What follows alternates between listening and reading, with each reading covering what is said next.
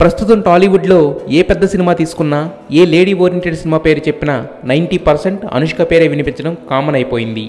భాగమతి అనే heroine centric ఫిల్మ్తో పాటు Baahubali the conclusion, S3, ఓం నమో వెంకటేశయ్య వంటి భారీ బడ్జెట్ అండ్ మోస్ట్ ఎక్స్పెక్టెడ్ మూవీస్లో నటించింది.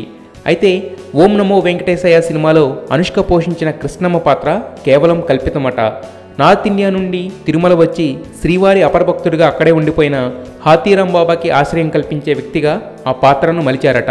కల్పిత పాత్ర కావడం వల్లే ట్రైలర్లలో అమ్మవారిగా, సన్యాసినిగా రకరకాల గెటప్స్లో ప్రజెంట్ చేస్తున్నారు.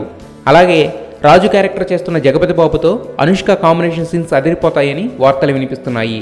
అనుష్క క్యారెక్టర్ గురించి ఈ విషయాలన్నీ స్వయంగా నాగార్జునే రివీల్ చేశారు. ఎవరు ఊహించిన స్థాయిలో ప్రీ రిలీజ్ బిజినెస్ చేసి ఈ శుక్రవారం ప్రేక్షకుల ముందుకు వస్తుంది ఓం నమో వెంకటేశయ్య. అయితే ముందు రోజు అనుష్క హీరోయిన్గా నటించిన S3 విడుదలవుతుండడం మరో విశేషం. ఇంకో 2 నెలల్లో వస్తున్న బాహుబలి ద కంక్లూజన్లో కూడా అనుష్కే ఫిమేల్ లీడ్.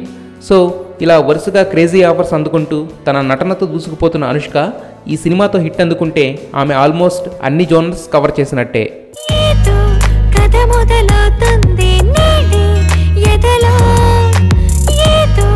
సరికొత్త